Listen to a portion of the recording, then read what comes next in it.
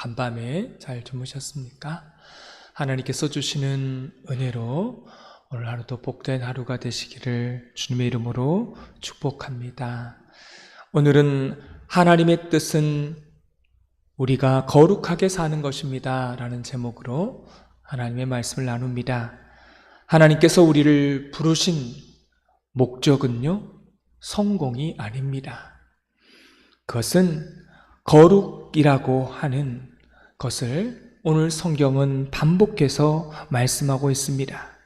그러나 우리가 거룩이 어려운 이유가 있습니다. 이스라엘 백성들을 한번 보세요. 홍해를 건널 때는요, 단번에 건넜습니다. 여러분, 홍해를 건넜다는 말은 구원을 받았다, 거듭났다, 중생했다라고 하는 의미입니다. 이스라엘 백성들의 힘으로 홍해를 건넌 것이 아니라는 말입니다. 하나님의 능력으로, 하나님의 도우심으로 그 홍해를 건넜습니다. 여기까지는 문제가 없어요. 그러나 광야 생활을 보세요. 이건 단번에 되는 게 아닙니다. 광야 생활을 얼마 동안 했습니까? 40년 동안 했습니다.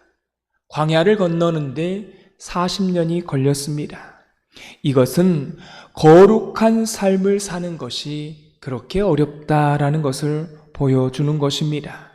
40년 동안의 광야의 삶은 바로 거룩의 삶이었습니다.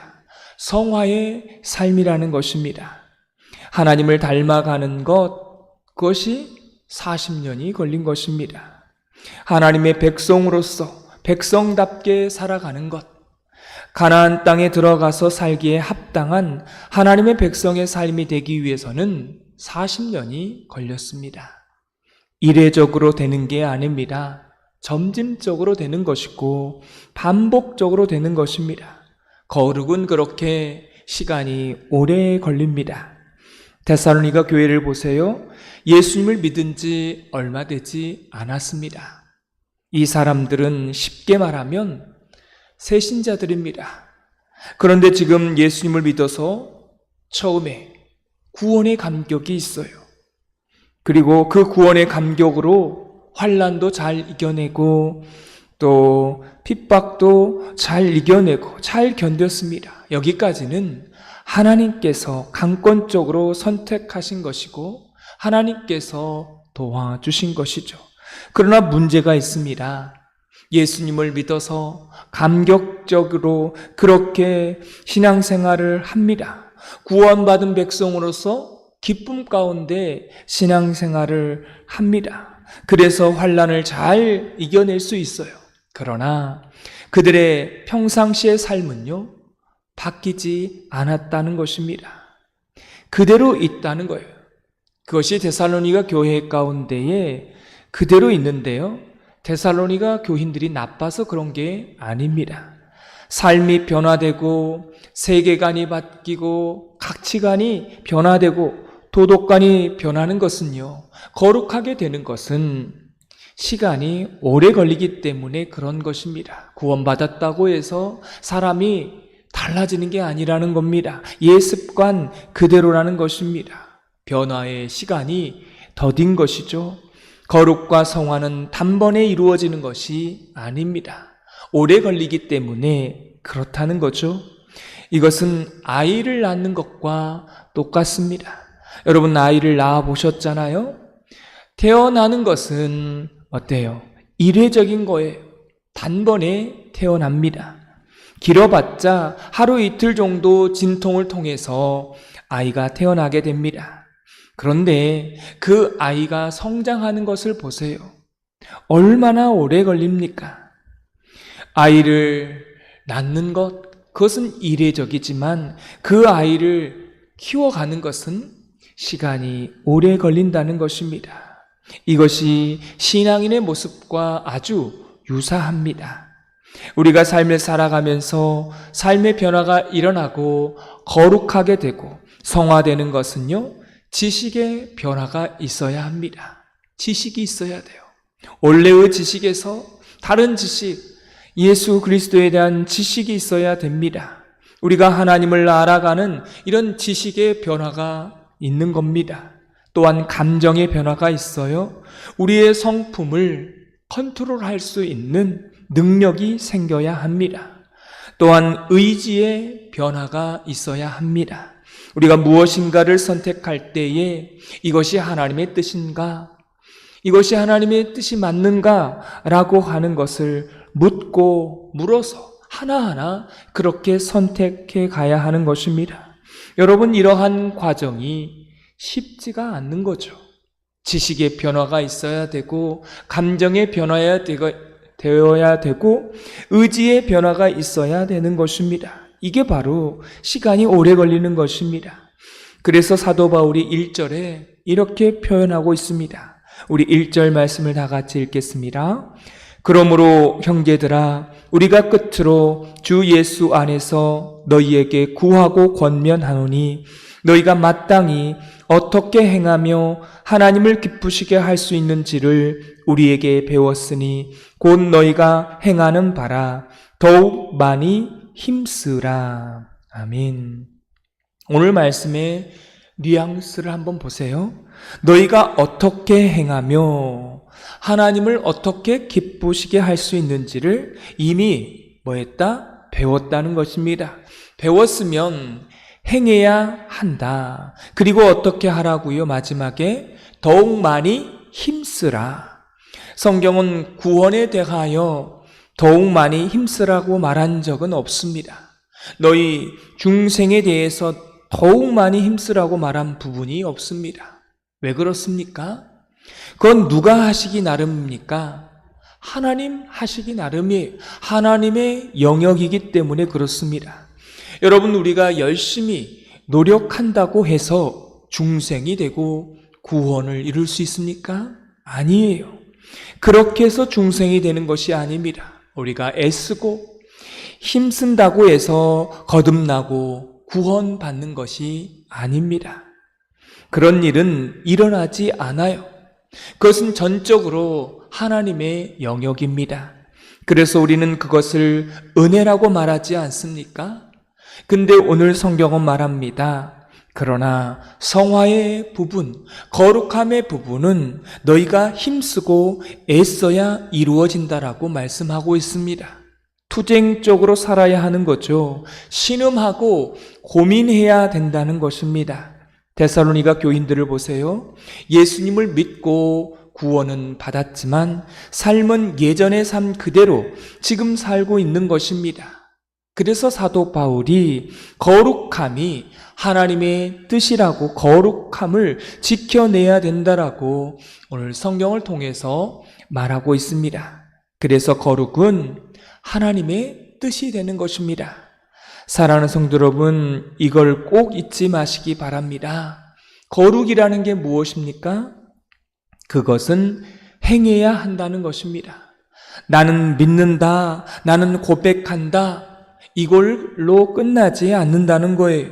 거룩이라고 하는 것은 매일매일 한 걸음씩 한 걸음씩 조금씩 살아내는 것입니다.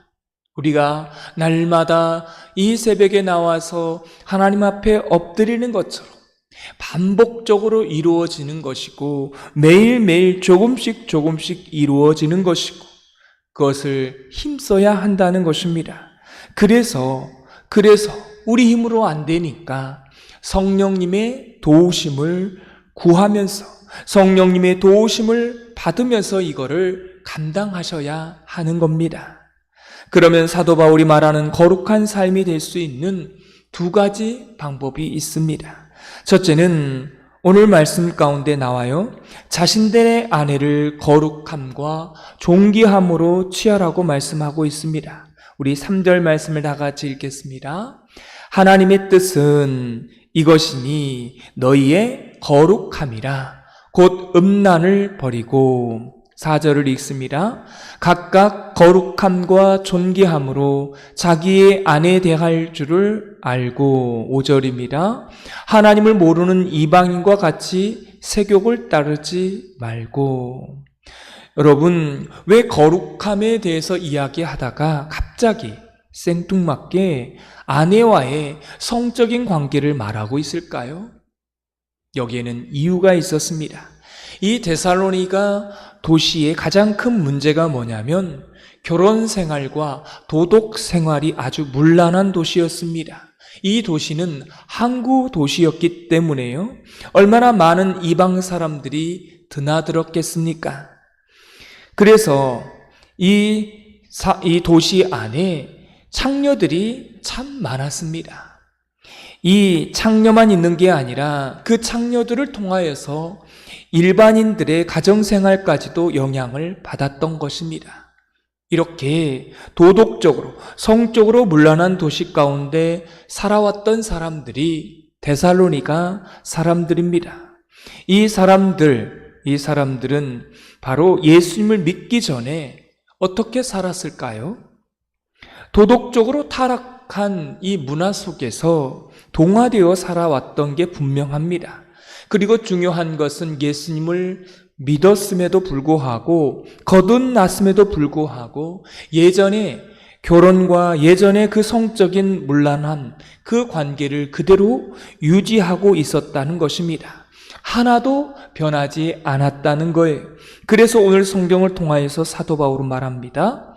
배우자를, 오늘 성경의 말씀은 이렇게 말씀해요. 배우자를 이방인처럼 성적인 욕망을 채우는 도구로만 사용해서는 안 된다라고 말하고 있습니다.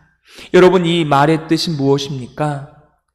배우자를 내 성적인 욕망을 품어서는 안 된다는 거예요. 내 욕망을 품는 그런 기계적인 도구로 사용해서는 안 된다는 것입니다. 그건 누가 한다고 하는 거예요? 이방인들이 한다는 겁니다. 배우자를 인격적인 관계로 대해야 된다는 말씀입니다. 이게 신앙적인 관계여야 된다는 거예요. 이게 거룩함이고 이게 성화라고 하는 것입니다. 할렐루야. 이게 지금 데살로니가 교회 가운데 문제가 있으니까 사도 바울이 이 이야기를 꺼낸 것입니다. 그러면 이 말씀을 우리에게 적용해 보면 이런 거예요. 가장 가까운 곳에서부터, 가장 은밀한 곳에서부터 하나님의 거룩함이 시작된다는 것입니다. 여러분, 부부간의 관계가 그렇지 않는가요? 얼마나 개인적이고 얼마나 또한 부부적인 관계가 가깝습니까? 얼마나 은밀합니까? 근데 하나님은 말씀하셔요. 그 개인적이고 그 은밀한 곳에서부터 하나님의 거룩이 반드시 시작되어야 된다는 것입니다. 오늘 성경의 내용이 바로 그런 것입니다. 그러므로 이 말씀을 한번 풀어볼까요? 사랑이 없이 배우자를 대해서는 안 된다는 것입니다. 그러므로 인격체라는 것이 무엇일까요? 사랑하는 마음으로 대해야만 그곳에 인격체가 나오고 그 인격체가 바로 대우를 바로 해줄 수 있는 것입니다. 그곳에 하나님의 거룩함이 시작된다는 거예요. 여러분, 이걸 잊지 마시기 바랍니다. 그래서 이 데살로니가 교인들에게 사도 바울이 이 문제를 처음부터 짚고 가는 것입니다. 너희들은 이방인들과 같이 하지 말아라. 이방인과의 가장 큰 차이점이 이거다. 그 안에서는 거룩함을 시작하라고 하는 말씀인 것입니다. 너희 아내를 존경하고 인격체대로 잘 대하라. 그리고 사랑하는 관계가 되어라 라고 이 말씀을 하고 있는 것입니다. 여러분, 이 말씀이 저와 여러분의 가정 가운데에 지켜지기를 소망합니다. 거룩함은 가장 개인적인 곳에서, 가장 은밀한 곳에서부터, 가장 사적인 곳에서부터 시작된다고 하는 사실을 잊지 마시기 바랍니다. 오늘 6절 말씀을 또한 말합니다. 우리 6절을 다 같이 읽겠습니다. 이 일에 분수를 넘어서 형절을 해하지 말라. 이는 우리가 너희에게 미리 말하고 증언한 것과 같이 이 모든 일에 주께서 신원하여 주심이라. 여러분, 이 당시 데살로니가에 있는 많은 이방인들이 어떻게 했습니까? 형제를 해롭게 하였고 속였다는 것입니다. 분수를 넘어서 속이고 장사를 했습니다. 인간관계도 그렇게 하고 그런 것이 그 당시의 태반이었습니다. 이게 문화였던 것이죠. 그래서 사도 바울은 말합니다. 너희들은 이런 것들을 하지 말라. 이런 관계에 있어서 형제 관계에 있어서도 거룩함이 시작이 되어야 된다라고 말씀하고 있습니다. 사랑하는 성도 여러분, 그러면 가장 거룩한 삶이라는 것이 무엇일까요? 오늘 성경은 결론적으로 말합니다. 가장 거룩한 것, 그게 뭘까요? 가장 가까이에 있는 아내와 남편을 사랑하는 것입니다. 가장 가까이에 있는 형제를 사랑하는 것이라고 말씀하고 있습니다. 이것이 뭐라는 거예요? 거룩이라는 것입니다. 많은 사람들은 거룩하면 세상과 세속과 결별하는 것이라고 말해요. 이렇게 생각하는 분들이 계셔요. 근데 성경은 그게 아니라는 겁니다. 거룩이라는 것은 적극적으로 사랑하는 것입니다. 하나님의 마음으로 사랑하라는 것입니다. 내 아내와 내 남편을, 내 가정을, 또한 가까이 있는 형제를 사랑하라는 것입니다. 사랑하면 어떻게 그 사람을 대하는 것입니까? 인격적으로 대할 수밖에 없다는 것입니다. 그것이 가장 중요한 거룩입니다. 그래서 오늘 성경은 결론적으로 말합니다. 우리 7절 말씀을 읽겠습니다. 하나님이 우리를 부르심은 부정하게 하심이 아니요 무엇이니? 거룩하게 하심이니. 여러분 생각해 보세요. 우리는 지금 죽어도 천국 갈 수 있습니다.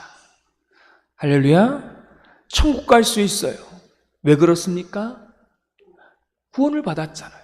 예수님을 믿었기 때문에 이미 우리는 다시 건너지 못할 홍해를 건넜습니다.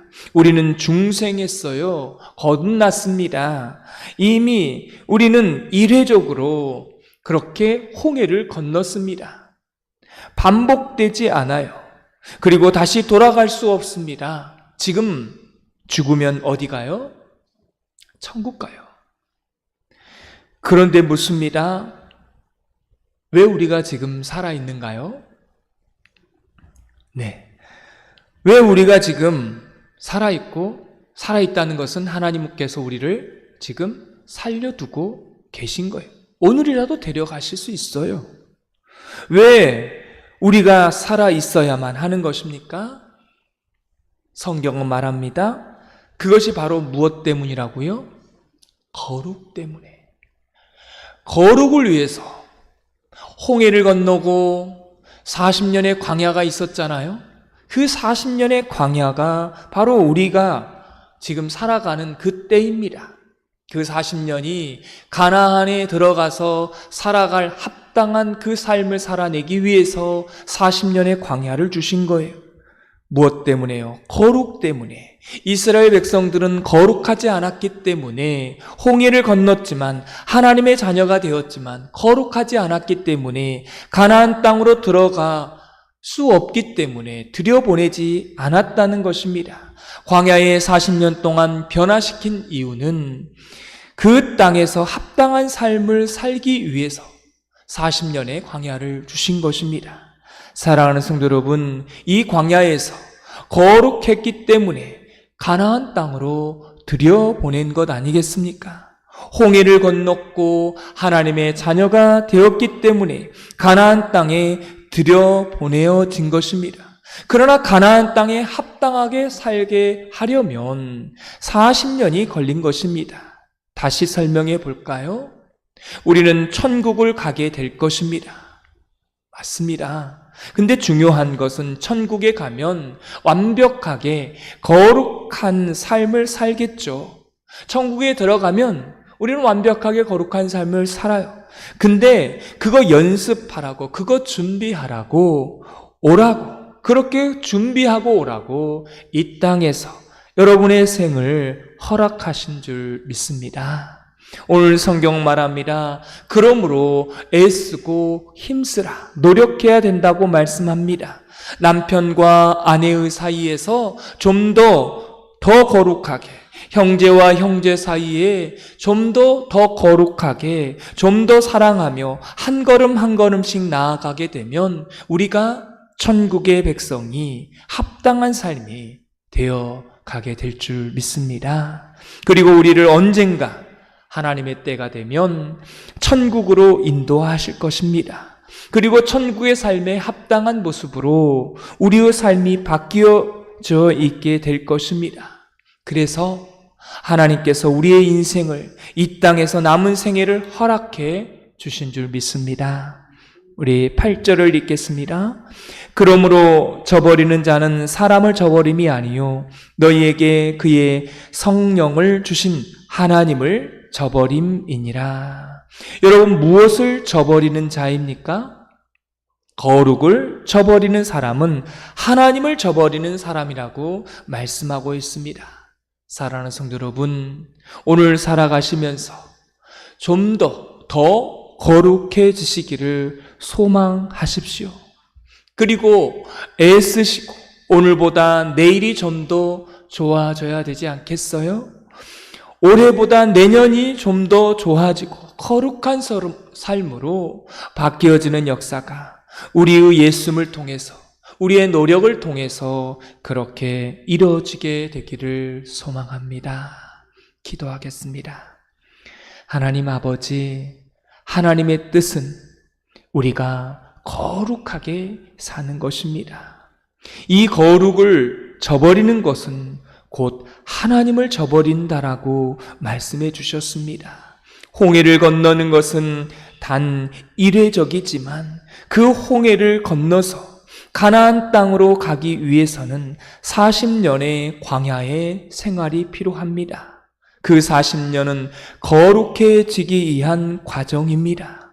그 거룩은 내가 노력하고 애쓰고 힘쓸 때 거룩해진다라고 말씀하고 있습니다. 하나님, 오늘 하루도 이 거룩을 위해서 가장 가까이 있는 내 남편을, 내 아내를, 또한 내 주변에 있는 이웃들을, 형제들을 사랑할 수 있는 그러한 저희들 되게 하여 주옵소서. 이것이 잘 되지 않기 때문에 우리가 하나님 앞에 나와 성령님의 도우심을 구하고 기도하는 것입니다.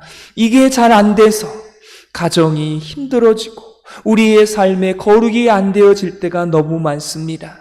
하나님, 우리를 불쌍히 여겨주시고 긍휼히 여겨주셔서 내 아내, 내 남편을 인격적으로 대할 수 있는 그런 마음을 허락하여 주옵소서. 그리하여 오늘보다 내일이 좋고 올해보다 내년이 좋은 그런 거룩한 삶을 살아내는 저희 모두가 되게 하여 주옵소서.